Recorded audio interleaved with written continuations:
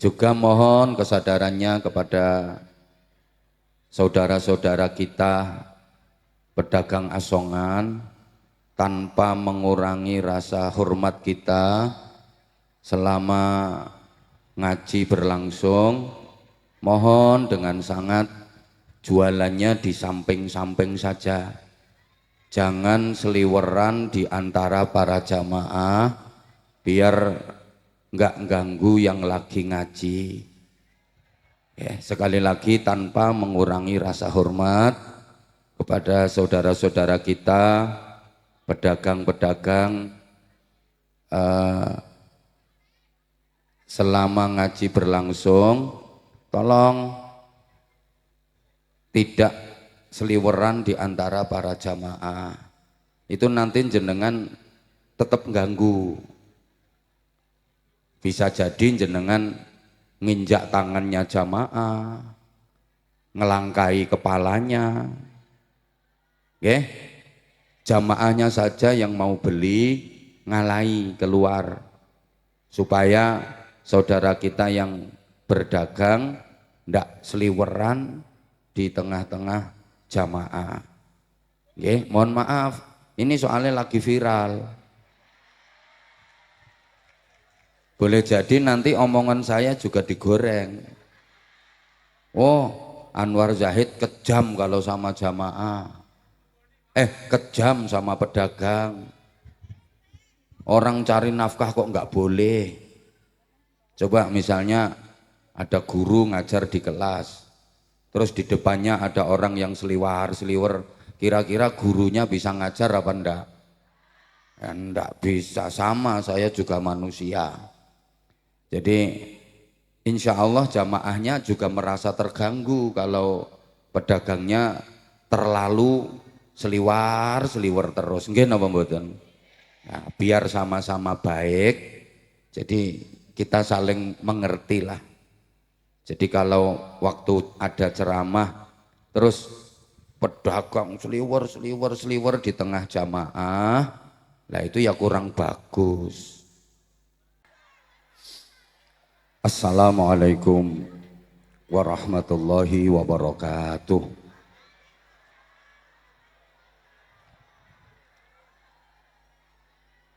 Bismillahirrahmanirrahim. Alhamdulillah wa syukurulillah wal khairu wasyarru bimasyiatillah. Asyhadu an la ilaha illallah wahdahu la syarikalah wa asyhadu anna Muhammadan abduhu wa rasuluhu la nabiyya ba'dah. Allahumma salli wa sallim wa barik ala sayyidina wa maulana Muhammadin sahibi syafa'ah wa ala alihi wa ashabihi wa tabi'in wa man tabi'ahum bi ihsanin ila yaumil qiyamah. Subhanaka la ilma lana illa ma 'allamtana innaka antal alimul hakim. Rabbi shrah li sadri wa yassir li amri wahlul 'uqdatam min lisani yafqahu qawli waj'al li waziran min ahli. Amma ba'du. Ulama'ana al-ajilla wa masyayikhana al-a'izza, para alim ulama, bapak-bapak kiai, ibu-ibu nyai, para sesepuh takmir Masjid Purnama Sultan yang kita ta'zimi, sadataz zu'ama, pejabat pemerintah dalam semua tingkatan bersama jajarannya, Bupati terpilih bersama Ibu, selamat dan sukses, mudah-mudahan senantiasa dibimbing, ditolong oleh Allah dalam mengemban amanah nanti, Semoga benar-benar bisa menjalankan amanah dengan sebaik-baiknya, dan yang terpenting mudah-mudahan beliau mampu mempertanggungjawabkan amanah baik di hadapan rakyat maupun di hadapan Allah Subhanahu wa taala. Semoga nanti di bawah kepemimpinan beliau Kabupaten Cilacap makin maju, makin sejahtera, makin maslahah, manfaah dan barokah. Pak Camat, Pak Kapolsek, Pak Dan Ramil atau yang mewakili, yang kita hormati kepala desa, perangkat-perangkat desa, tokoh-tokoh masyarakat, tamu-tamu undangan, semuanya yang kita hormati. Panitia, tim keamanan dari TNI, Polri, Linmas, sahabat-sahabat Banser yang kita banggakan, hadirin hadirat, mustami'in mustami'at, ibu-ibu, bapak-bapak, adik-adik, seluruh jamaah, mudah-mudahan dikaruniai panjang umur fi taatillah, Islamnya semakin mantap, imannya semakin kuat, akhlaknya semakin mulia, takwanya semakin sempurna, ibadahnya semakin istiqomah, hidupnya semakin barokah. Apa yang menjadi hajat-hajat baik dunia akhiratnya semoga diijabah. Yang lagi sakit semoga segera disembuhkan. Yang lagi susah semoga segera dibahagiakan. Yang lagi kekurangan semoga segera dicukupkan. Yang lagi keberatan semoga segera diringankan. Yang lagi kesulitan semoga segera dimudahkan. Yang lagi macet seret semoga segera dilancarkan. Yang lagi ribut, padu, gegeran, tukaran semoga segera dirukunkan. Yang lagi punya hutang semoga segera dilunasi. Mohon maaf, meja tadi ada tutupnya, ada taplaknya, tapi tersingkap angin karena belum ada minumannya.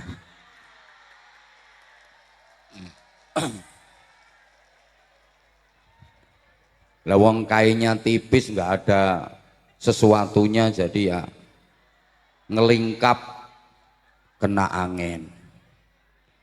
Mau tak tindihi salon kok ya ndak pantas gitu. Allahumma sholli ala Muhammad. Alhamdulillah para jamaah, hari ini kita ditakdirkan Allah bisa hadir bersilaturahim, berzikir, bersolawat, berdoa, dan taplaknya ditata lagi. Nah, itulah akibatnya kalau panitia pamer.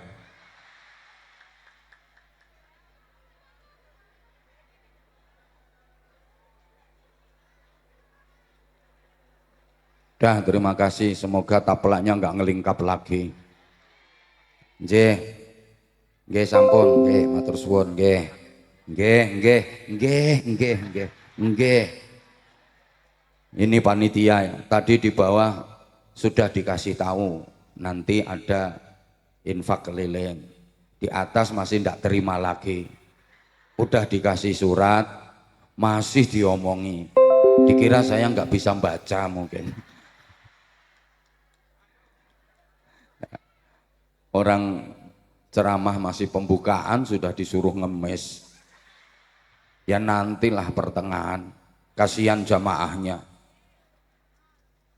Alhamdulillah kita diizinkan Allah hadir di majelis mulia ini dalam keadaan sehat. Saya yakin semua yang hadir di sini adalah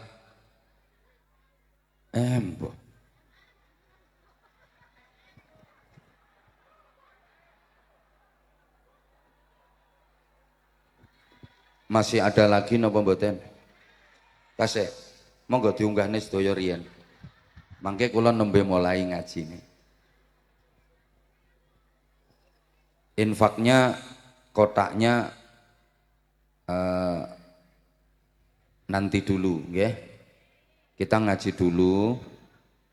Tolong panitia kotaknya jangan dikeluarkan dulu. Nakut-nakuti jamaah.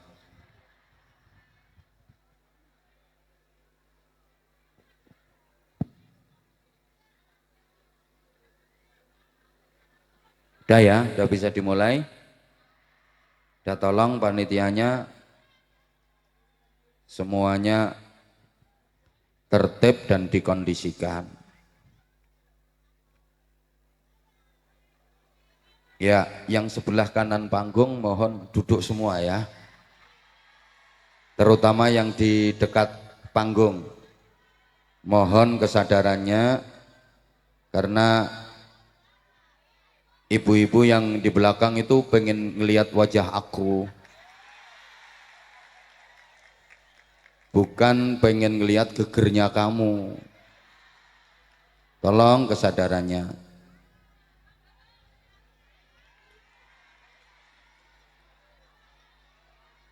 Kalau jamaahnya masih rame, belum terkondisikan, saya mohon maaf ngajinya belum bisa dimulai. Juga mohon kesadarannya kepada saudara-saudara kita pedagang asongan tanpa mengurangi rasa hormat kita selama ngaji berlangsung, mohon dengan sangat jualannya di samping-samping saja. Jangan seliweran di antara para jamaah biar enggak ganggu yang lagi ngaji. Ya, sekali lagi tanpa mengurangi rasa hormat kepada saudara-saudara kita pedagang-pedagang selama ngaji berlangsung, tolong tidak seliweran di antara para jamaah. Itu nanti jenengan tetap ganggu. Bisa jadi jenengan nginjak tangannya jamaah, ngelangkai kepalanya. Oke? Jamaahnya saja yang mau beli ngalai keluar supaya saudara kita yang berdagang ndak seliweran di tengah-tengah jamaah. Nggih, mohon maaf, ini soalnya lagi viral. Boleh jadi nanti omongan saya juga digoreng. Oh, Anwar Zahid kejam kalau sama jamaah. Kejam sama pedagang. Orang cari nafkah kok nggak boleh. Coba misalnya ada guru ngajar di kelas, terus di depannya ada orang yang seliwer, kira-kira gurunya bisa ngajar apa enggak? Ya enggak bisa, sama saya juga manusia. Jadi insya Allah jamaahnya juga merasa terganggu kalau pedagangnya terlalu seliwer terus. Nggih napa mboten? Nah, biar sama-sama baik, jadi kita saling mengerti lah. Jadi kalau waktu ada ceramah terus pedagang seliwer di tengah jamaah, lah itu ya kurang bagus. Ya, siapapun yang ceramah pasti akan merasa terganggu. Nah, hari-hari ini nggak berani negur karena takut viral. Tuh. Kan sekarang pedagang lagi naik daun. Gitu.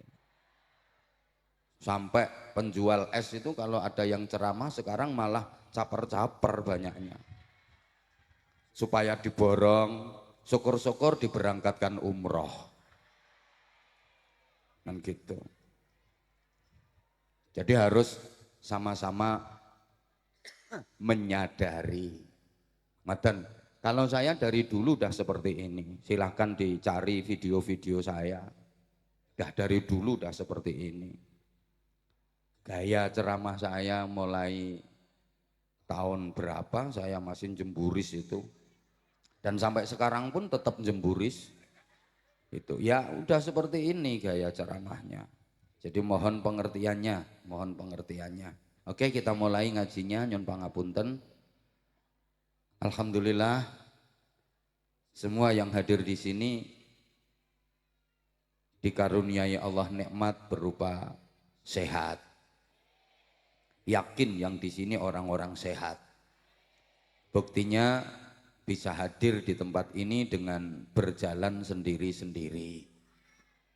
Nggak ada yang diimpus, nggak ada yang diangkut ambulan, nggak ada yang dipikul. Itu tandanya sehat. Alhamdulillah. Dan sehatnya disertai dengan afiat. Makanya diistilahkan dengan sehat wal afiat. Sehat wal afiat itu artinya sehat yang digunakan untuk menjalankan taat. Sehat yang dipakai melakukan ibadah. Sehat yang digunakan untuk menjalankan kebaikan. Itu sehat wal afiat. Sehat yang tidak digunakan untuk bermaksiat. Karena ada loh orang yang sehat tapi tidak afiat, alias badannya sehat, hobinya maksiat. Badannya sehat, perbuatannya jahat. Itu sehat yang tidak afiat. Malah setahu saya pelaku-pelaku kejahatan, pelaku-pelaku maksiat, itu ya orang-orang yang badannya sehat. 99,9%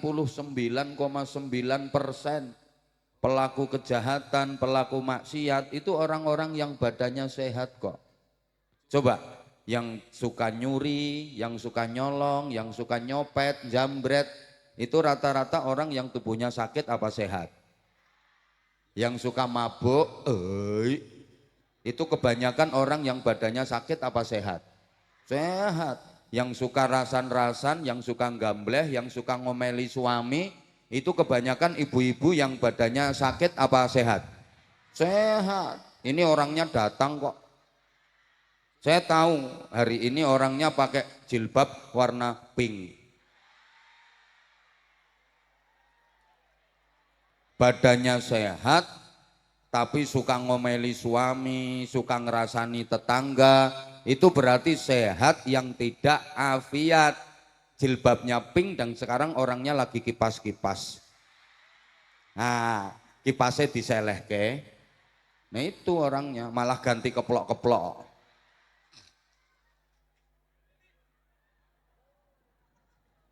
Yang suka gegeran, yang suka ndak rukun sama tetangga berantem, itu kebanyakan orang yang badannya sakit apa sehat? Sehat. Itu sehat yang tidak afiat. Nah alhamdulillah kita dikaruniai tubuh sehat dan kita tidak berbuat maksiat. Itu sehat wal afiat. Sehat mau mendekat kepada Allah. Sehat mau melaksanakan sholat, sehat mau berangkat ngaji, mau bersolawat, mau berzikir, mau bersedekah. Ini luar biasa, tidak gampang orang sehat mau mendekat kepada Allah. Lah kalau orang sakit dia mendekat kepada Allah biasa, lumrah, wajar. Emang dia lagi sakit, mau berdoa, mau berzikir, mendekat kepada Allah, pantas. Dikasih sakit langsung, Allah, ya Allah, astagfirullah, subhanallah, subhanallah. Padahal kalau lagi sehat, lambene ndremimil, ngunek-ngunek ke wong. Wonten apa mboten? Iki wonge kudunge coklat.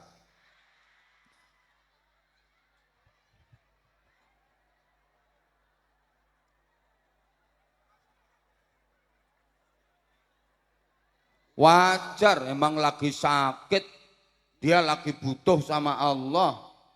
Dia mau mendekat, dia mau doa, dia mau zikir. Lah kita ini loh, nggak sakit, tapi mau mendekat kepada Allah. Yang paling parah itu udah sakit, nggak mau mendekat kepada Allah. Udah sakit, masih berbuat maksiat. Itu parah ya. Wong sakit sik ning nggon karaoke, ajep. Parah itu. Maka mudah-mudahan kita selalu diberikan kekuatan untuk bisa ibadah dengan istiqomah dan semoga kita selalu dikaruniai sehat wal afiat. Apapun nikmat yang diberikan Allah kepada kita, mari kita syukuri dengan benar. Karena sesungguhnya nikmat yang kita dapat itu bukan hanya bentuk rahmat, bukan hanya bentuk kasih sayang Allah saja, tapi juga merupakan ujian bagi kita. Kita dikasih nikmat, itu sesungguhnya kita dikasih ujian sama Allah. Coba masyarakat Sondong Karangbenda, Sodong, saya itu udah pernah loh nginep di sini 2 kali apa 3 kali gitu. Sekarang kaget tadi malam saya, loh kok di sini lagi aku. Masyarakat Sodong Karangbenda dikasih nikmat sama Allah itu sebenarnya diuji. Coba tak kasih nikmat jadinya kayak apa? Makin baik apa makin rusak? Kalau makin baik ditambahi nikmatnya sama Allah, terus ditambah. Tapi kalau malah rusak, di stop nikmatnya sama Allah. Kayak gini loh, ibu misalnya punya anak kecil, kemudian ibu bikinkan kue, begitu kuenya jadi dikasihkan ke anak, kok anaknya seneng, nampak syukur, terima kasih, matur suwun, cocok. Itu kalau kuenya habis pasti dibikinkan lagi sama ibu, pasti dikasih lagi. Nggih napa nggih? Sama, Allah kasih nikmat ke masyarakat Karangbenda, kok orangnya seneng, syukur, cocok, pasti dikasih lagi sama Allah. Kasih lagi. Tapi ibu bikinkan kue ke anak, begitu jadi dikasihkan ke anak, anaknya ngerasa nggak cocok, terus kuenya dibuang. Nggak mungkin dikasih lagi. Ibu dikasih nikmat sama Allah, kok ngerasa nggak cocok, nggak puas, di stop sama Allah. Makanya kalau dapat nikmat, nggak usah dilihat jumlahnya, nggak usah dilihat nominalnya. Udah, terima kasih ya Allah, alhamdulillah. Saya seneng ya Allah, ini cocok, mesti ditambah. Asal bilang cocok. Ngoten Bu nggih? Udah, Ibu ngapunten. Ibu dapat suami yang sekarang ini cocok apa enggak, Bu? Nah, sip. Kalau udah cocok ya udah, jangan diem Bu, diomong. Ya, cocok. Nyonge seneng nah ya. Cocok, mesti ditambah. Mesti ditambah. Tapi kalau ibu bilangnya, gak cocok, malah loro kabeh, sakit semua, stop gitu loh. Nggih? Nggih? Jadi nikmat itu bukan hanya kasih sayang Allah kepada kita saja, tapi juga bentuk ujian dari Allah. Makanya Nabi Sulaiman alaihi salam ketika diberikan kenikmatan, kebahagiaan, kemenangan, keberhasilan, kesuksesan, termasuk misalnya kok memenangi pilkada, itu beliau mengatakan hadza mim fadli rabbi liyabluwani aashkuru am akfur. Nikmat-nikmat yang aku dapat ini adalah karunia dari Tuhanku Allah Subhanahu wa taala yang diberikan kepadaku sebagai ujian untuk menguji diriku. Apakah dengan nikmat-nikmat ini aku menjadi orang yang bersyukur atau malah kufur? Terpilih menjadi bupati itu juga ujian. Ujian. Semakin baik apa malah rusak? Kalau semakin baik, insya Allah terus dibimbing sama Allah, dijadikan kebaikan sama Allah. Tapi kalau makin rusak, awas. Dulu masih wakil bupati baik, begitu jadi bupati kok malah rusak. Tunggu kehancurannya. Oh no. Ini kan peringatan, mumpung belum dilantik. Siapa tahu mengundurkan diri. Lo ngono lo. Halo? Halo? Loh, nikmat itu disyukuri atau dikufuri sama-sama berdampak. Kalau disyukuri makin baik. Kalau dikufuri jadi rusak. Ini artinya la in syakartum la azidannakum. Kalau kau dikasih nikmat kok bersyukur, ditambah dan terus ditambah sama Allah, makin nikmat, makin menyenangkan, makin membahagiakan dan menjadi kebaikan, namanya barokah. Wala in kafartum inna adzabi lasyadid. Jika kalian diberi nikmat tapi kalian kufur, maka nikmat itu akan berubah menjadi siksa yang menyakitkan, makin sengsara, makin menderita, namanya jadi musibah. Para jamaah, nikmat yang kita dapat itu bisa jadi barokah, tapi juga bisa jadi musibah. Tergantung bagaimana cara kita menyikapi, disyukuri atau dikufuri. Kalau disyukuri jadi barokah, tapi kalau dikufuri berubah jadi musibah. Maka hati-hati. Allahumma sholli ala Muhammad. Nah sekarang coba masyarakat Karangbenda pengen hidupnya dapat musibah apa pengen barokah? Harus pandai bersyukur. Selama ini Karangbenda ini masyarakatnya lebih banyak syukur apa lebih banyak kufur? Kufur apa syukur? Syukur apa kufur? Kufur apa syukur? Syukur apa kufur? Coba dibuktikan hidupnya masyarakat Karangbenda lebih banyak mana? Nerimo atau ngersulo? Lebih banyak syukur nikmat apa sambat? Lebih banyak taat apa maksiat? Lebih banyak poso apa dosa? Lebih banyak zikiran apa rasan-rasan?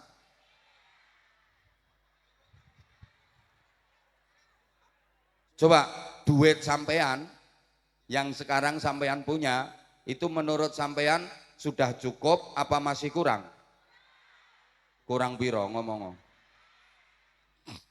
Lah itu namanya syukur apa kufur? Jangan salahkan siapa-siapa kalau hidup kita enggak barokah. Jangan nyalahkan siapa-siapa kalau hidup kita enggak bahagia. Ya salah kita sendiri, enggak pandai bersyukur. Padahal semua kita pengen bahagia, betul? Siapa yang pengen menderita? Enggak ada. Semua pengen bahagia. Makanya kalau azan dikumandangkan itu ada hayya 'alal falah. Ayo bahagia. Hayya 'alal falah. Ayo bahagia. Ngapunten, di sini azannya masih pakai hayya 'alal falah apa diganti yang lain? Oh masih nggih? Masih. Siapa tahu semua mahal, harganya mahal terus azannya dirubah. Tetap pakai hayya 'alal falah. Itu artinya ajakan untuk bahagia. Dan bahagia itu wajib. Kenapa? Orang itu harus baik. Orang baik itu orang yang hidupnya bahagia. Khairun nasi anfa'uhum linnas. Sebaik-baik manusia itu yang hidupnya bermanfaat untuk sesama. Sebaik-baik manusia itu yang bisa memberi manfaat kepada sesama. Berarti bisa membahagiakan banyak orang. Memberi manfaat itu berarti membahagiakan. Orang yang baik itu orang yang bisa membahagiakan banyak orang. Orang baik itu orang yang bisa berbagi kebahagiaan. Dan yang bisa berbagi kebahagiaan hanya orang-orang yang hidupnya bahagia. Lah kalau hidupnya sendiri enggak bahagia, ya enggak mungkin bisa berbagi kebahagiaan kepada orang lain. Betul? Yang bisa bagi-bagi duit, ya hanya orang-orang yang punya duit. Lah kalau orang enggak punya duit, kayak yang sekarang lagi ndoprok dan kipas-kipas itu, nah orangnya ketawa. Lah yang enggak mungkin bisa bagi-bagi duit. Wong dia enggak punya duit, enggak mungkin bisa bagi-bagi. Malah senengane jagakno entuk ndum-nduman.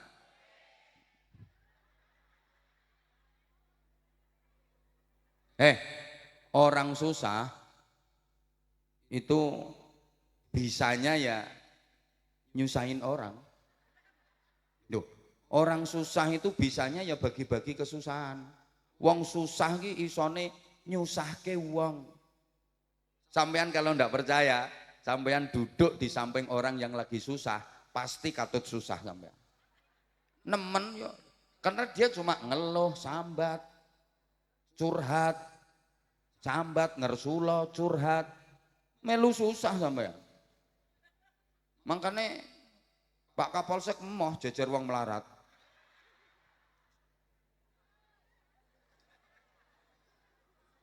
Orang susah itu hidupnya ya nyusahin orang. Padahal siapa yang nyusahin orang lain, alamat hidupnya bakal dibikin susah sama Allah. Maka jangan biasakan. Kok amin nih loh. Wong nang uripe nyusahno wong ae. Alamat arep digawe susah uripe karo Gusti Allah. Siapa yang suka menyusahkan orang lain, hidupnya akan dibikin susah sama Allah. Siapa yang suka menghina orang lain, hidupnya akan dibikin hina sama Allah. Siapa yang suka merendahkan orang lain, hidupnya akan dibikin rendah sama Allah. Nah sebaliknya, siapa yang suka menghormati orang lain, ya dia akan dibikin terhormat sama Allah. Siapa yang senang memuliakan orang lain, dia akan dimuliakan oleh Allah. Siapa yang suka membahagiakan orang lain, dia akan dibikin bahagia sama Allah. Makanya saya kalau ngaji maaf, sampean tak ajak guyon, ketawa, ketiwi, humor, biar sampean bahagia. Karena saya pengen dibahagiakan sama Allah.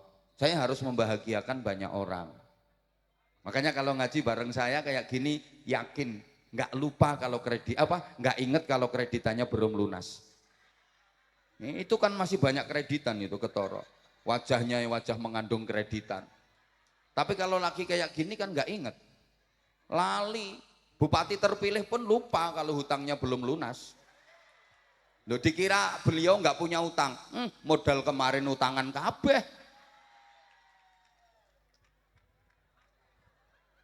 Makanya banyak-banyak hadir di majelis pengajian untuk menghindar dari tagihan hutang. Pokoknya kalau mau ditagih hutang yuk nyari majelis pengajian. Nggak ada orang nagih hutang di pengajian. Allahumma sholli ala Muhammad.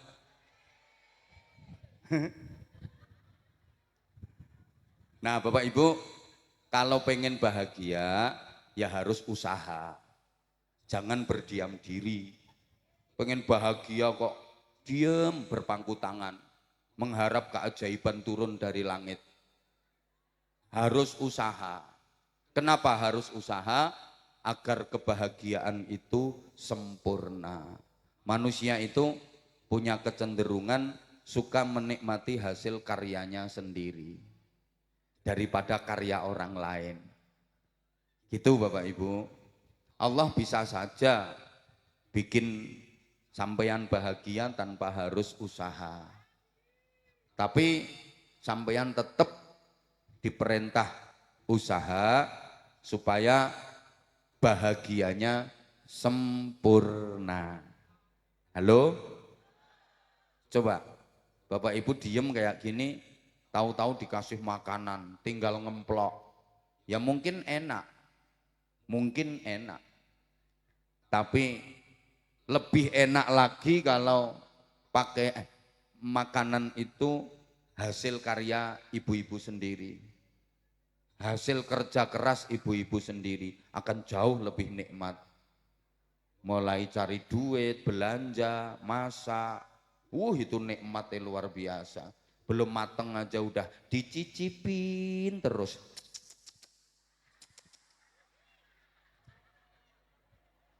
Betul? Betul? Iya. Saya misalnya datang ke sini nggak ngapa-ngapain, terus sama panitia dikasih duit gebokan, dikasih makanan, terus berkatan, mobil saya penuh, terus saya disuruh pulang. Ya kayak orang gila saya. Nggak nikmat. Nikmat itu saya harus pertentangan kerja dulu, ceramah dulu, baru nanti dapat sesuatu. Gitu. Coba maaf, ibu-ibu, bapak-bapak pilih mana? Nggak ngapa-ngapain langsung punya anak, sama ngapa-ngapain dulu baru punya anak. Ayo pilih mana? Ayo pilih ngapa-ngapain dulu, wong yang enak itu ngapain-ngapainnya. Loh, ya nggak ngapa-ngapain kok langsung punya anak, bingung sampean. Loh kok moro-moro duwe anak padahal nggak ngapa-ngapain. Bingung. Ya lebih enak ngapa-ngapain dulu terus dibolan-baleni, diulang-ulang. Ya pertentangan perengkosan baru punya anak. Lo sampean misalnya di dunia ini nggak ngapa-ngapain langsung dimasukkan ke surga, dapat kenikmatan surga macam-macam, itu nggak sempurna kenikmatannya. Makanya sekarang sampean disuruh ngapa-ngapain, disuruh sholat, capek, Allahu Akbar, entul-entul jadi duli-gulik, endut-endut, gobek-gobek, kewek-kewek, cerekal, Allahu Akbar, entul-entul jadi duli-gulik, endut-endut, gobek-gobek, kewek-kewek. Ya itu nanti biar di akhirat, kalau nanti sampean ke surga, itu kalau jadi loh ya. Ya, potongannya orang sido itu merasakan kenikmatan benar-benar sempurna. Sekarang berpayah-payah dulu, bercapek-capek dulu. Di saat orang lagi tidur nyenyak, bangun, Allahu Akbar. Entul-entul jadi gulik-gulik, endut-endut, gobek-gobek, kewek-kewek. Yang lain makan minum, sampean harus ngapa-ngapain, capek dulu puasa. Seminggu 7 hari, potong 2 harinya untuk puasa. Hari Senin sama hari Kamis. Kalau nggak kuat, boleh dibagi. Bapak yang Senin, ibu yang Kamis. Jadi tiap hari Senin bapak nyenen, tiap hari Kamis ibu ngemis. Ya kayak gini, ibu-ibu kan bercapek-capek, berpanas-panas, ngaji, agar sesuatu yang didapat nanti nikmatnya sempurna. Ibu rela duduk berdesak-desakan, mambu kelek kecut, kayak nyonge yang tidak mandi. Ayo coba, gitu, supaya mendapatkan kenikmatan sempurna. Aku tadi kan udah ngomong, jangan riwa-riwi. Ya itu akibatnya orang yang riwa-riwi. Dilanjut gak ini? Oke, Bapak Ibu para jamaah, nikmat itu nggak harus enak, tapi nikmat itu membahagiakan meskipun sakit. Mbah gak direken aku. Nikmat itu enggak harus enak. Tapi nikmat itu membahagiakan meskipun sakit. Terasa nikmat. Nikmat sama enak itu beda loh. Beda. Enak itu objektif, nikmat itu subjektif. Lah gak ngerti, ini gak ngerti. Dah kasih pertanyaan aja, tolong dijawab ya. Kalau jawabnya kenceng, semangat, insya Allah saya ngajinya lama. Karena jamaahnya semangat. Tapi kalau jawabnya males-malesan, ya sebentar aja, pindah, geser Purworejo. Ndak ngurus wong Karang Benda. Ayo, untuk membuktikan bahwa nikmat sama enak itu beda. Coba, makan di restoran mewah sama makan di tengah sawah, lebih enak mana? Nah, jawabnya mesti tengah sawah, soalnya sampean enggak pernah ke restoran mewah. Wong ranti duit.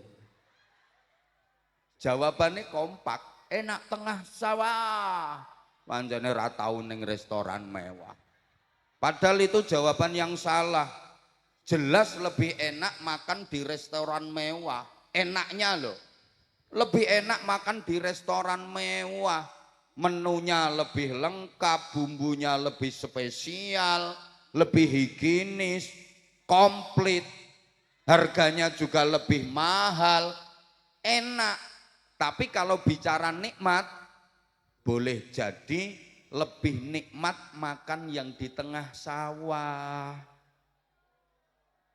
Ya betul, wong potonganmu ra tau ning restoran mewah. Ayo ngene iki nang diviralno pelecehan ngono.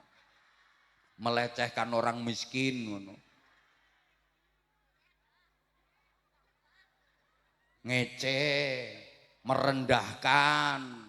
Lah terus wong ceramahi dikon piye terusan. Terus saudara-saudara sekalian rahimakumullah. Allah Subhanahu wa taala berfirman dalam Al-Qur'an kon ngono terus. Ya potonganmu ra ngira teko no kene. Nggih napa mboten? Nah, kita ngajinya sama masyarakat awam kok. Itu loh.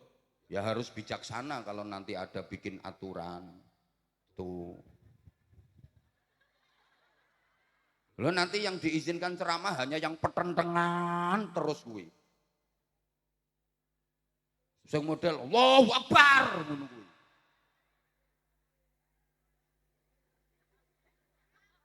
Jangan lupa loh ya, ada yang pengen bugot macam-macam, pengen mengganti Pancasila macam-macam, itu harus dipertimbangkan juga Pak Kapolsek. Jangan lupa. Pokoknya kalau udah berurusan dengan politik, hati-hati. Zaman kok mau menengi kaya wong serius ono modelmu. Oh mirengaken ya wes. Loh, kalau bicara enak, jelas enak yang di restoran mewah. Tapi kalau bicara nikmat, boleh jadi lebih nikmat yang di tengah sawah. Makan di tengah sawah nggak mikir utang. Walaupun capek, kotor, campur lemah, tapi ditungguin bojo. Nikmat, nggak ada lauknya loh. Makannya cuma nasi sama sambal kecap, tok itu loh, plus sate. Ya sekali-kali toh. Wong entuk ndum-nduman daging korban no. Itu nikmatnya luar biasa loh. Gak mikir utang, cuma nasi sama sambel, entek-entekan.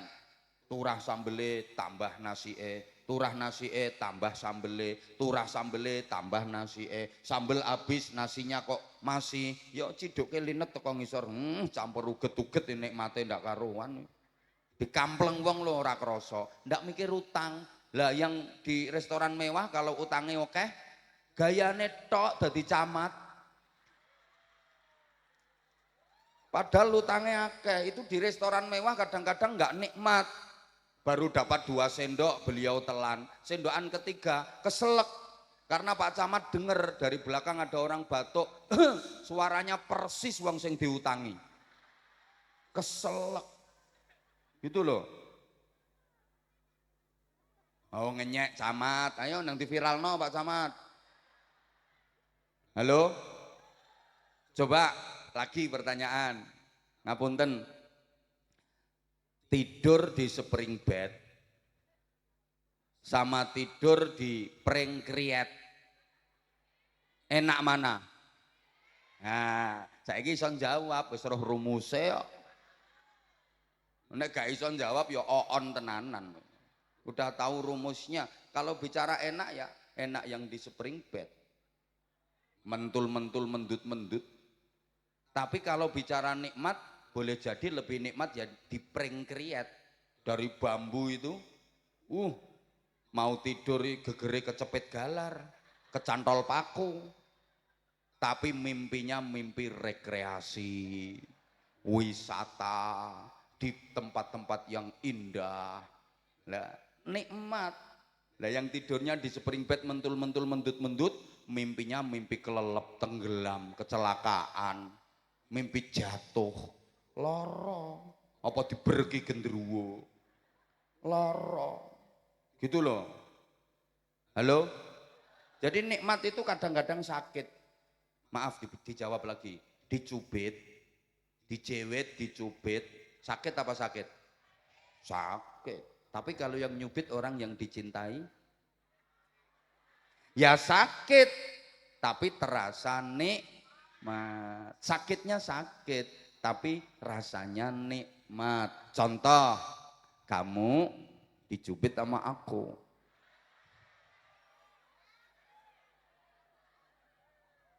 Ya sakit, tapi kamu ngerasa nikmat karena yang nyubit orang yang kamu cinta. Mbok nganti siwel lho ora diobati kok malah dibeset diambak-ambake nggo kenang-kenangan.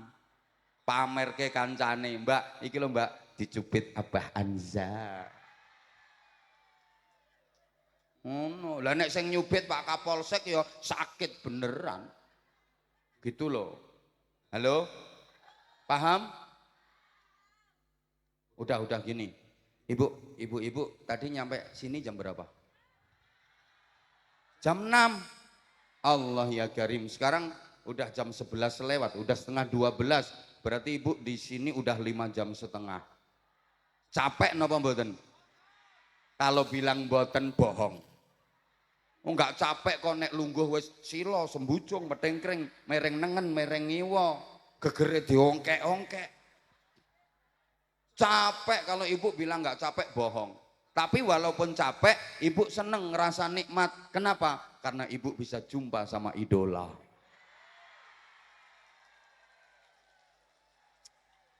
Makasih. Aku ceramah bisa bertahan sampai hari ini juga karena kamu sayang.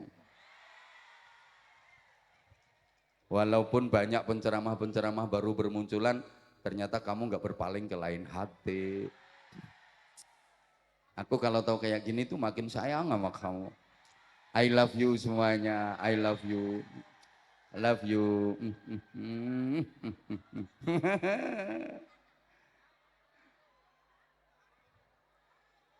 Loh, tanpa jenengan saya bukan siapa-siapa.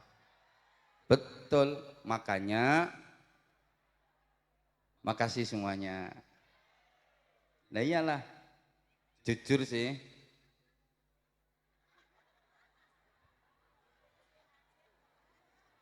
Ya Allah ya Karim. I love you.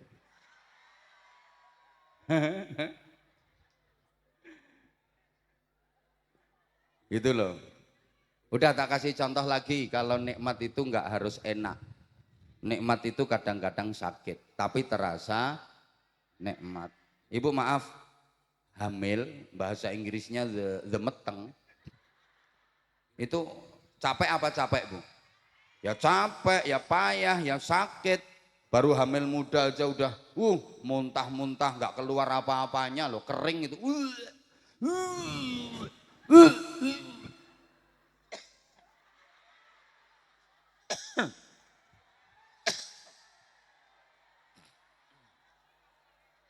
Apalagi kalau hamilnya makin gede, makin berat.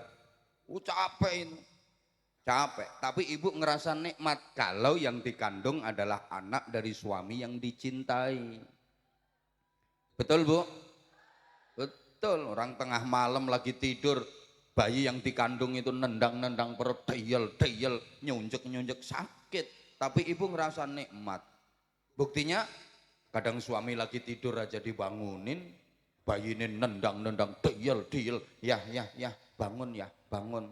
Tangi ya kilo, proyek harapannya sampeyan ya, pola ya. Nikmat gitu loh. Lah kita semua pengen bahagia dunia hingga ke surga. Lah nanti di antara jalannya ya lewat masjid. Maksud saya begitu. Waduh. Makanya iya masih lama ya. Makanya kita diajari doa yang itu diabadikan dalam Al-Qur'an. Orang sering bilang sebagai doa sapu jagat. Rabbana atina fid dunya hasanah wa fil akhirati hasanah wa qina adzabannar. Ya Allah ya Tuhanku, berikanlah kepadaku kebaikan di dunia. Ya Allah ya Tuhanku, berikanlah kepadaku kebaikan di akhirat. Dan selamatkanlah aku dari siksa neraka. Atau bisa diartikan, ya Allah ya Tuhanku, berikanlah kepadaku kebaikan di dunia, yang dengan kebaikan itu aku bisa mendapatkan kebaikan di akhirat, yang dengan kebaikan itu aku terselamatkan dari siksa neraka.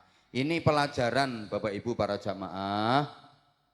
Kalau kita teliti asbabun nuzulnya ayat ini, sebab-sebab turunnya ayat ini, kalau Bapak Ibu mau memperhatikan, tapi nek potong kamu rangiro, ngopo kok nyinauni asbabun nuzul barang wis ora bakal mau ngaji ora cetha. Wis pokoknya tak kasih tahu, tak aturi matenge ngoten mawon nggih. Makanya enak kayak sampeyan ngaji terima jadi, terima mateng, tinggal nerima mengamalkan. Nah ini yang ceramah yang nyampaikan nih, oh nyarinya lama loh Bu. Di pesantren itu belasan tahun ngaji, tirakat, riyadhah, susah. Jadi sampeyan ki padha karo mburuhke kula. Lah kula sing petentengan leh goleki. Sampeyan mengkari ngrungokke wis mateng lho penake ngono. Ngono. Wah aku leh petentengan suwe. Makanya nanti kalau ternyata di akhirat kok Pak Camat, Pak Kapolsek, surganya lebih bagus daripada saya, tak protes malaikat. Loh, wong kene gak tau ngerti helikopter kok. Pokoknya sing dangak-dangak ngingeti helikopter, muga-muga tengkengen. Udah kok. Mana? Lanjut. Oke. Ini kan dulu begini ceritanya. Ayat ini teguran dari Allah. Sekaligus Allah meluruskan apa sayang?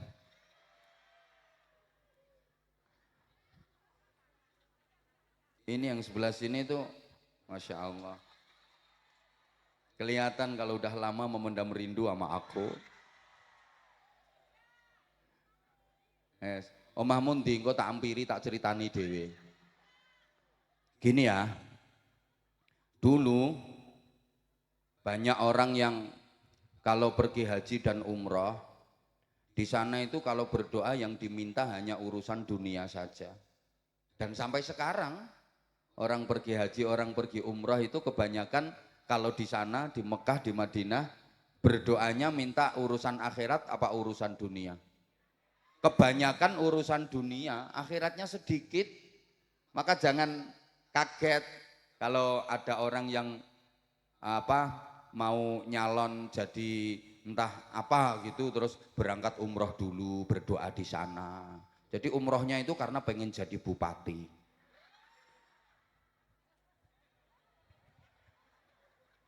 Umrohnya karena pengen jadi gubernur, umrohnya karena pengen jadi anggota dewan. Loh, jadi memang kebanyakan gitu. Coba kalau nggak percaya, yang sudah pernah umroh, udah pernah haji, kalau mau jujur, diinget-inget, selama haji, selama umroh di sana, kalau berdoa meminta kepada Allah, itu lebih banyak minta urusan akhirat apa minta urusan dunia? Udah, sampean yang belum pernah haji, belum pernah umroh, mudah-mudahan diizinkan Allah untuk bisa umroh minimal. Syukur-syukur haji. Nah gini ya, biasanya kalau ada keluarga atau tetangga yang mau berangkat haji, berangkat umroh, sampean kan suka nitip doa. Iya kuwi penggaweanmu. Mbak sampean, Mbak Rika arep umroh, nyonge titip doa ya Mbak ya. Itu biasanya yang Rika titipkan itu doa urusan akhirat apa urusan dunia? Pret, kalau akhirat gak percaya. Sing akeh ya urusan donya. Mbak, sampean arep umroh, ning kono ku dongane manti Mbak, aku titip Mbak sampean dongakno ya Mbak ya, muga-muga daganganku laris. Muga-muga anakku sing iki lho Mbak daftar pegawai negeri muga-muga keterima. Urusan donya sing akeh. Saya belum pernah dengar kok ada orang pesen ya, titip doa ke tetangganya yang mau pergi haji. Mbak, sampean meh berangkat umroh Mbak. Aku titip donga Mbak ya, muga-muga penyakitku ki lho Mbak, sing lambeku lecek, suka ngomelin suami, suka ngerasani orang, hatiku suka hasut, suka iri kalau ada tetangga bangun rumah, tetangga beli mobil, hatiku iri, mudah-mudahan sembuh ya Mbak, dongake Mbak ya. Ndak ada. Ndak ada. Kebanyakan yang diminta urusan dunia, maka ditegur sama Allah, diluruskan sama Allah. Jangan gitu kalau berdoa. Berdoa itu yang lengkap, yang sempurna. Mintalah kebaikan di dunia, juga kebaikan di akhirat. Maka sampean kalau berdoa, jangan minta apa yang sampean inginkan, tapi mintalah kebaikan. Karena kalau sampean minta yang sampean inginkan, boleh jadi dikasih sama Allah, tapi enggak jadi kebaikan. Beda dengan ketika sampean berdoa, minta kebaikan. Dikasih apapun, jadinya kebaikan. Paham? Sampean pengen mobil. Ya Allah, aku minta mobil ya Allah. Aku pengen mobil ya Allah, biar tidak terhina ya Allah. Masa tetanggaku udah bisa beli mobil, aku belum sih. Aku minta mobil ya Allah, dikasih sama Allah. Tapi ternyata itu mobil nggak jadi kebaikan. Dulu waktu belum punya mobil, rajin datang ke pengajian. Begitu udah punya mobil, ada pengajian nggak pernah datang, sukanya healing, jalan-jalan. Itu kan berarti mobilnya nggak jadi kebaikan. Dulu sebelum punya mobil, rajin sholat jamaah ke masjid. Begitu punya mobil nggak pernah sholat jamaah ke masjid. Itu kalau yang diminta, yang diinginkan. Maka Allah ngasih sampeyan itu kebaikan. Sehingga sampean nggak dikasih mobil, sampeyan berdoa minta jadi orang kaya, tapi sama Allah sampeyan nggak dijadikan kaya. Buktinya miskinnya sampeyan awet mulai dulu sampai sekarang. Kenapa? Ya karena menurut Allah yang terbaik buat sampean itu ya miskin. Soalnya nanti kalau sampean kaya, mesti sombong sampean. Wong sampean belum kaya aja udah suka pamer. Wong gelange telu nek kipasan ora rampung-rampung, kerimping, kerimping, kerimping. Apalagi nanti kalau kaya, mesti malah dijentik, ditanya mau kemana Bu? Melengos, nggak level. Daripada nanti sampean kaya tapi jadinya keburukan, mencelakakan, maka sampean disayang sama Allah, dibikin miskin. Gini loh Bu, banyak orang yang tampilannya di dunia ini menderita, tapi sesungguhnya dia akan dibahagiakan sama Allah. Banyak orang yang tampilannya di dunia ini bahagia, tapi sesungguhnya dia akan dibikin menderita sama Allah. Gak percaya? Woi, Di dunia ini tampilannya sepertinya bahagia. Dia punya jabatan, mobilnya mewah, duitnya banyak, dia dihormati. Sepertinya tampilannya bahagia. Padahal sesungguhnya akan disengsarakan sama Allah. Ada orang yang tampilannya di dunia itu, ya Allah, menderita banget. Udah miskin, rumahnya jelek, maaf-maaf, kendaraan juga enggak punya. Pokoknya kalau ada acara apa-apa enggak pernah duduk kursi. Wendoprok, ngelesot-ngelesot. Tapi sesungguhnya akan dibahagiakan sama Allah. Loh, contoh Bu, ada orang itu dinaikin mobil mewah Bu, mobilnya bagus, sopirnya profesional, canggih, bahkan dia dikawal dengan pengawalan ketat. Sepertinya dia orang terhormat, padahal dia mau dibawa ke penjara. Lah koruptor-koruptor kan, tahanan KPK, ditumpahno mobil apik kae, sopire canggih, pengawalan ketat, sepertinya orang terhormat, padahal itu mau dimasukkan penjara. Jangan heran orang di dunia kaya, duitnya banyak, tanahnya luas, rumahnya bagus, mobilnya mewah-mewah, padahal itu mau dimasukkan neraka sama Allah. Yang duduk di kursi diluk kabeh. Sama ndak usah iri sama yang duduk di kursi empuk itu. Tampilannya kayak mulia, terhormat. Boleh jadi itu rencananya mau dimasukkan. Bukan saya ya yang ngomong ya.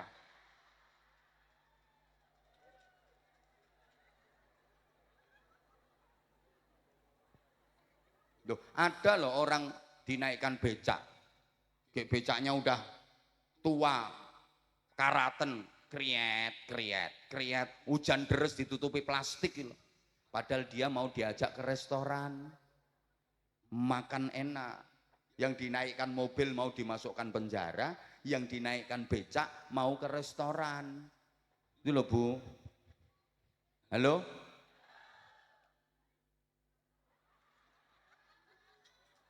Ini maaf ya, maaf Pak Camat, Pak Kapolsek, Pak Lurah mohon izin, ini untuk menghibur yang miskin-miskin itu. Jadi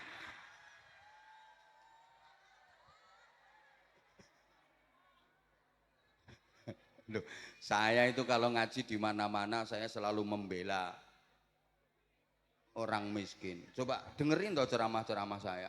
Paling yang tak kritiki ya pejabat-pejabat yang nggak bener. Kalau nggak mau dikritik ya jangan jadi pejabat. Tapi saya ngeritiknya pakai aturan saya. Aturan, nggak langsung camat kafir, enggak gitu. Aku paling ya tak kritik kayak tadi lah. Kalau nggak hati-hati ya neraka. Gitu. Loh sama kayak penceramah ini dipikir langsung surga. Segini banyak ini yang paling susah masuk surga, yang paling banyak ngomongnya. Sopo ya? Loh, karena banyak ngomongnya mesti banyak salahnya. Kalau banyak salahnya neraka. Makanya saya sering sampaikan, kiai disuruh ceramah, dikasih amplop, itu bukan transportasi, bukan bisyarah, bukan sangu, itu uang kompensasi masuk neraka. Itu makanya kalau dikit ya nanggung. Sudah berani masuk neraka, dapat kompensasi dikit ya nanggung. Gitu loh.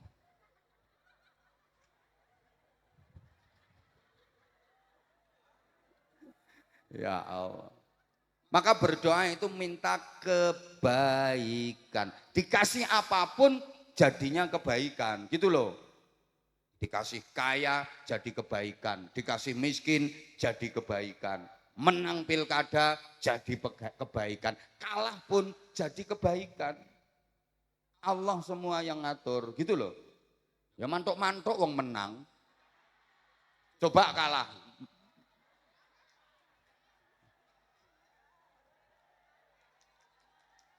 Enggak bisa nerima kalau kalah. Paling yo gitu. Ya Bu ya. Nah terus berdoa itu yang menghimpun kayak doa sapu jagat tadi loh.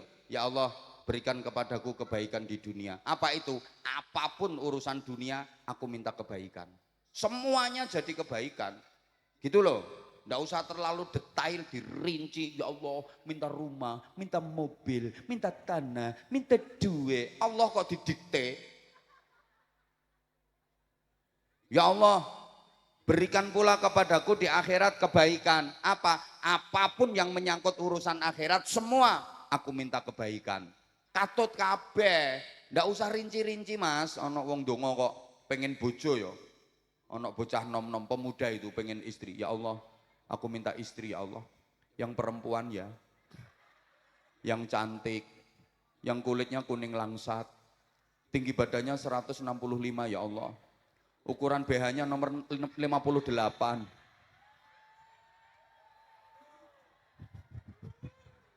Wong Gusti Allah kok didikte. Selamatkan aku dari azab neraka. Ini kan menghimpun semuanya gitu loh. Tapi juga jangan terlalu singkat, terlalu ringkes sampai nggak bisa difahami. Ndongo ringkes banget. Syukur tangane menengadah. Ya Allah, Engkau tahu yang ku mau. Amin. Itu sponsore Sprite. Ya bener Allah tahu yang kau mau, tapi sebutin itu maumu itu apa. Ngono lho.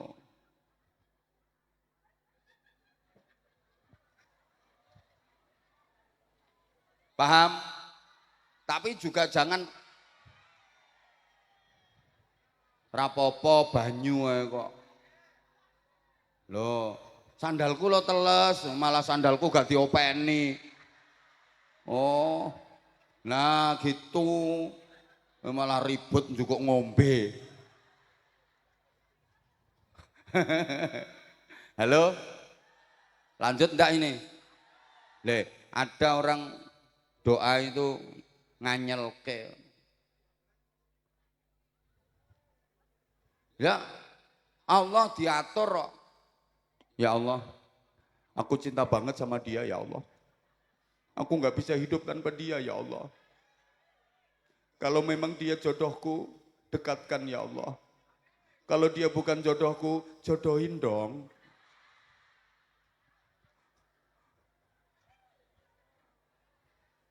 Ya Allah, Engkau telah berjanji akan mencukupi segala rezekiku ya Allah. Itu janjimu dalam Al-Quran. Semua kebutuhan hidup akan kau penuhi. Tapi sampai sekarang aku kok masih miskin toh. Mana janjimu itu ya Allah? Mana tanggung jawabmu sebagai Tuhan? Gusti Allah kok dituntut? Tapok lambemu.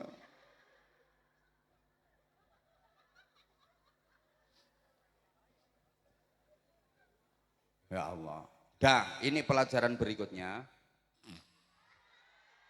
Mas, nggak nyumbang cerewet. Iya ya, swadaya masyarakat iya. Jangan bilang swadaya masyarakat ada yang tersinggung, soalnya camat gak nyumbang, kapolsek gak nyumbang. Ini swadaya masyarakat Pak Camat. Pak Lurah mbuh nyumbang mbuh ora kok. Kan swadaya masyarakat. Banter eleng ngomong. Kasihan itu. Malu jadinya. Udah nggak nyumbang, duduknya di atas. Dapat kotaan. Itu loh, ini garai swadaya masyarakat. Iya swadaya masyarakat tapi nggak usah diomongin. Itu kasihan pejabat yang nggak nyumbang itu loh, kasihan.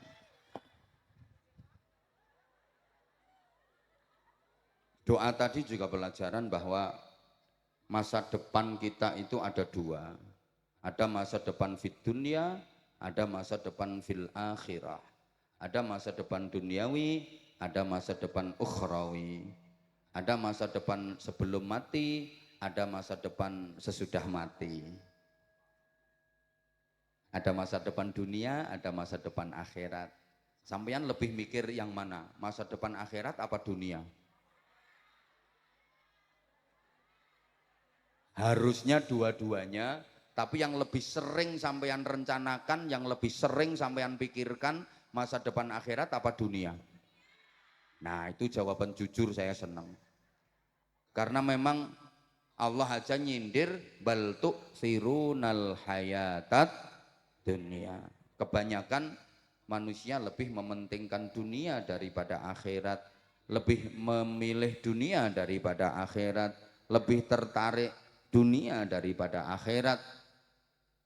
Lupa bahwa akhirat itu lebih baik, akhirat itu lebih langgeng, lebih abadi.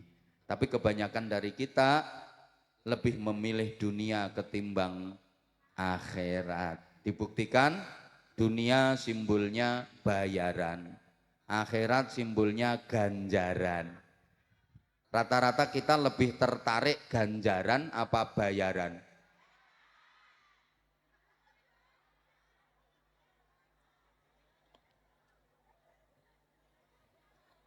Akhirat simbolnya pahala, dunia simbolnya harta.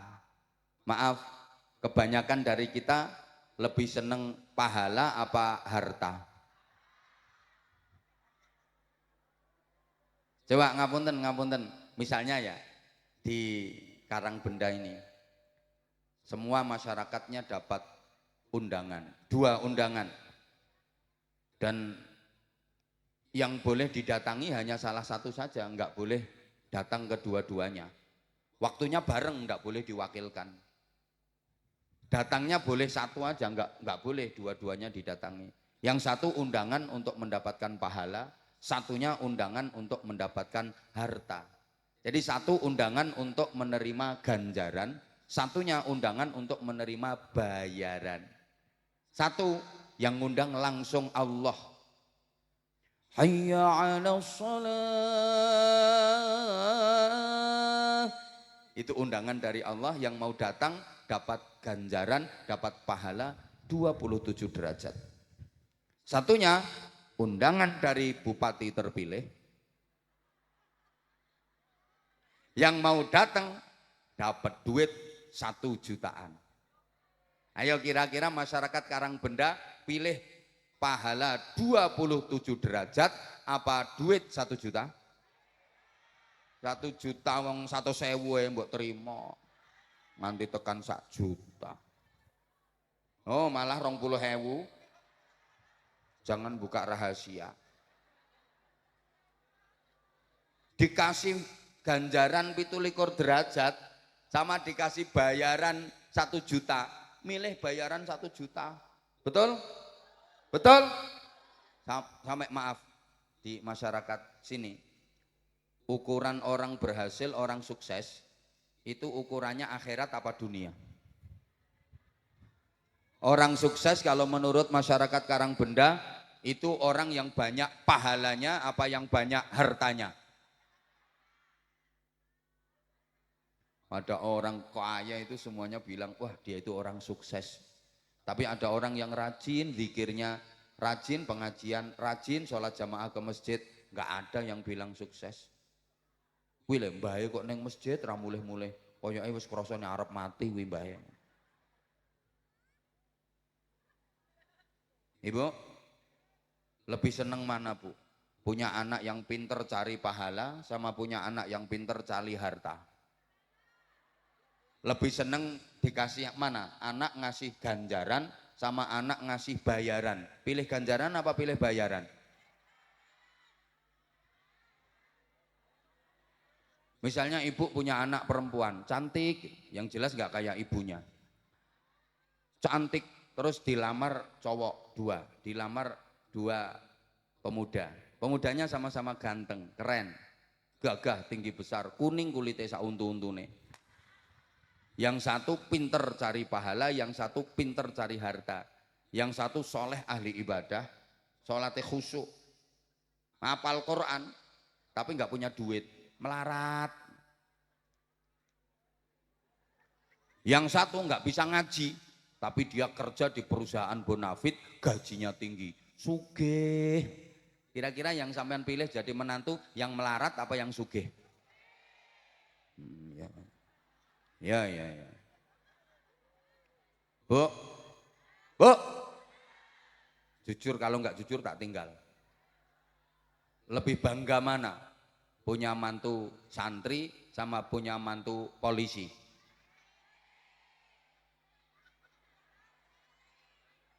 Lebih bangga punya mantu santri apa pegawai negeri? Lamis. Lebih bangga punya mantu jadi ustadz apa jadi pejabat?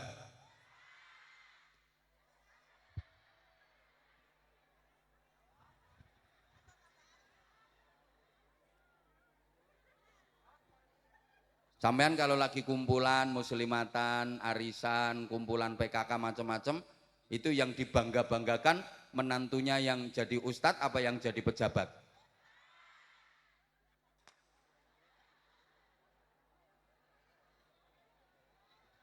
Menantuku tuh sekarang jadi camat, udah pindah 3 kali kecamatan, sebentar lagi rencananya mau jadi sekda. Itu menantuku, bangga. Tapi nek sing yang satunya ustadz itu apa, ndak bisa kerja, mongan mangan, mesake bojone, mesake anake.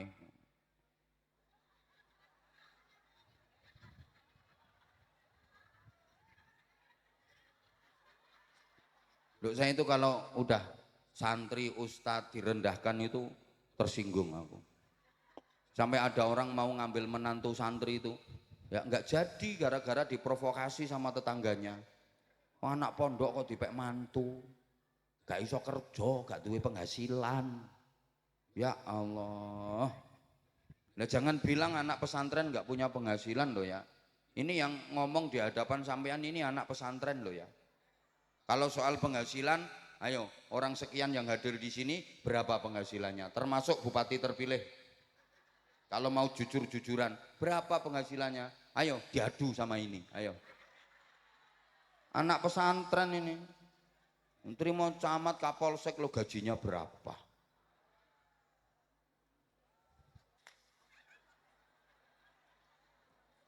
Mangkel aku.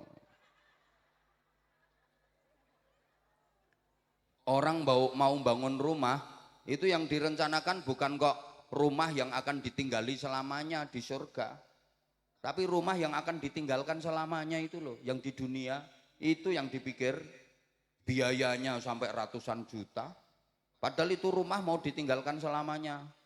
Betul? Coba, saya nanya tolong dijawab. Rumah dunia sama rumah di surga, lebih bagus mana? Lebih indah mana? Lebih megah mana? Lebih mewah mana? Tapi anggaranmu untuk bangun lebih banyak mana?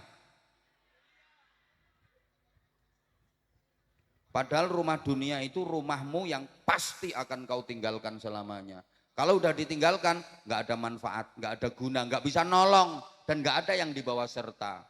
Ya boleh cara kene ana wong arep mati pesen anake, "No, sok nek buke mati yo kulkas wi katutke nang kuburane buke." Buke ora iso ngombe banyu nek ora adem ya nok ya. Ndak ada, pintu satu ndak ada yang dibawa. Walaupun pintu rumah itu tebel, dipakai papan kuburan ini loh, ndak boleh. Pak Lurah itu pintu rumahnya tebel. Itu misalnya Pak Lurah meninggal, kan sebentar lagi beliau meninggal. Lah memang hidup di dunia cuma sebentar Pak Lurah, nggak usah takut. Yang selamanya itu di akhirat. Jadi Pak Lurah sebentar lagi mau meninggal, Pak Camat juga sebentar lagi mau meninggal.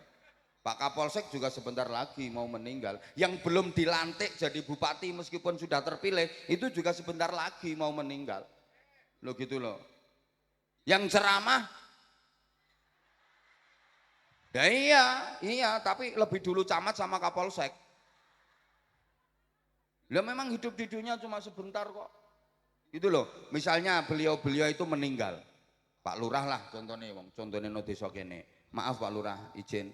Nggak usah sedih, wong dibikin contoh mau mati, yang nggak dibikin contoh juga mau mati. Malah biasanya matinya lebih dulu yang dibikin contoh.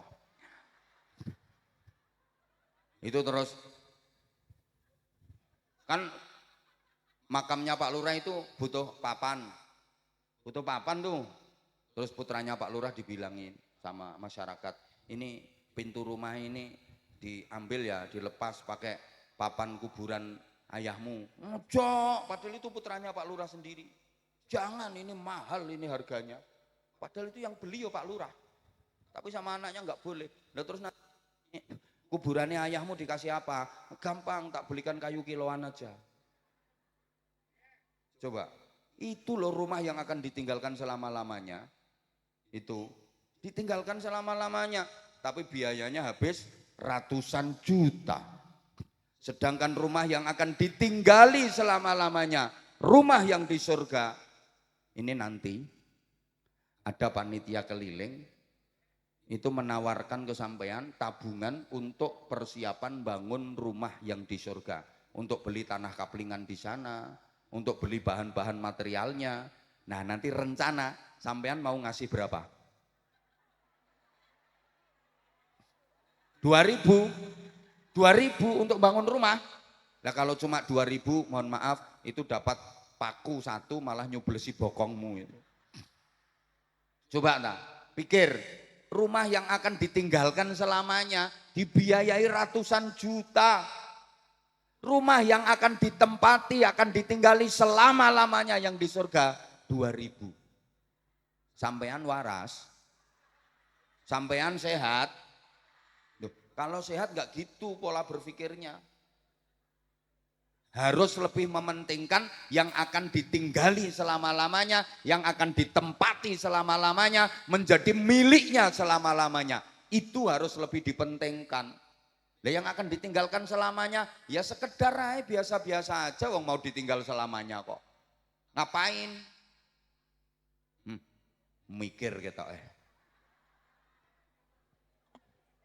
Sebagus-bagusnya rumahmu yang di dunia ini, seindah-indahnya rumahmu yang di dunia ini, itu akan ditinggalkan selama-lamanya. Udah nggak ada guna, nggak ada manfaat, nggak bisa menolong, nggak bisa membantu. Selesai ceritane, gak ketepaan malah gue rebutan anak-anakmu tukaran gara-gara rumah tinggalanmu. Betul? Ngapain? Mahal-mahal. Lah yang mau ditempati selama-lamanya loh kok enggak dipikir. Bapak-bapak juga gitu, Jumatan itu ada kotak amal di masjid. Itu untuk nyelengi itu tabungan persiapan bangun rumah yang di akhirat. 5.000, 2.000. Ngono njaluk swarga.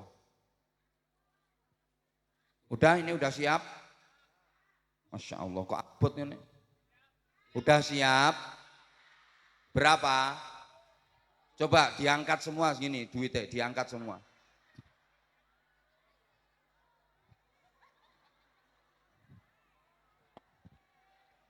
Yang mau dijariahkan untuk masjid ini loh. Coba diangkat semua duitnya. Ayo coba. Gini. Ayo coba gini. Loh ya 2.000. Ayu pelit. Loh 2.000. Ya Allah. Monggo panitia, monggo. Ini beri kesempatan kepada jamaah untuk persiapan membangun rumahnya yang di surga yang akan ditempati selama-lamanya. Tolong panitia yang telaten, pokoknya kalau belum ngasih jangan ditinggal dulu. Ditungguin sampai dia ngasih. Tuh, ayo monggo sholawat 1, 2 lagu sambil kita istirahat. Allahumma sholli ala Muhammad. Monggo ibu bapak siapkan infak terbaiknya. Sekali lagi ini adalah untuk rumah yang akan kita tinggali selama-lamanya yang di surga.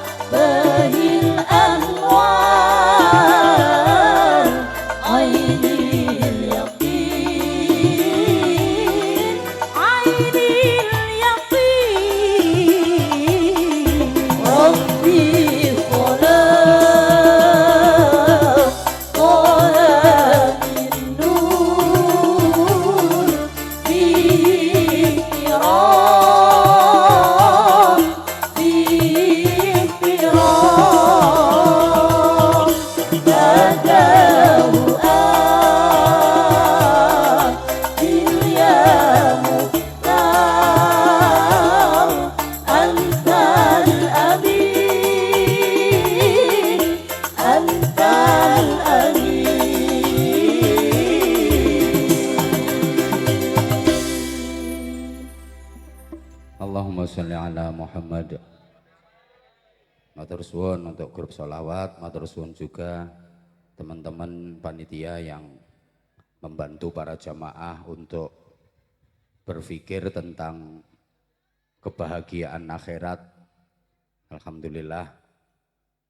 Selanjutnya para jamaah, Mari kita renungkan walal akhiratu khairul laka minal ula. Ibu, ayo ngaji lagi Bu. Kudung ping wes 5.000 wis dicemplungne ya wes. Kok lenger kelangan 5.000. Leh mikir sampai 5.000. Dan sungguh akhirat itu lebih baik bagimu dibanding dunia. Ini ada keselarasannya dengan waktu subuh ketika azan itu ada as-sholatu khairum minan naum. Sholat itu lebih baik daripada tidur.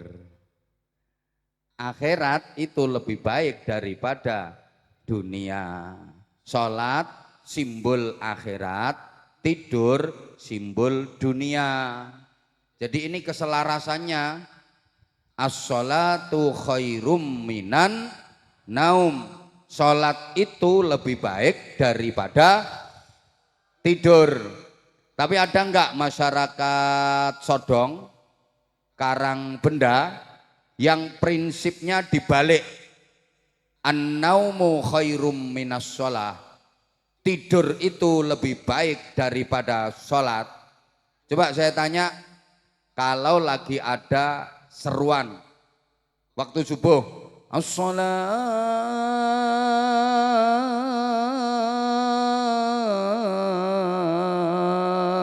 khairum minan naum. Orang Sodong, orang Karangbenda lebih banyak mana yang berangkat ke masjid untuk sholat jamaah sama yang tidur. Berarti lebih penting sholat apa tidur?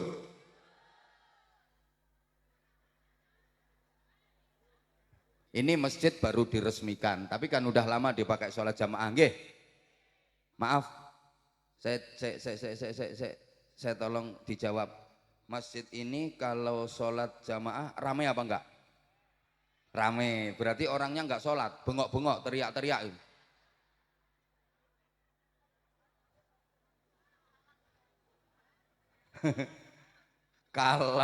Kalau waktu subuh, kira-kira ada berapa saf, ada berapa baris jamaahnya?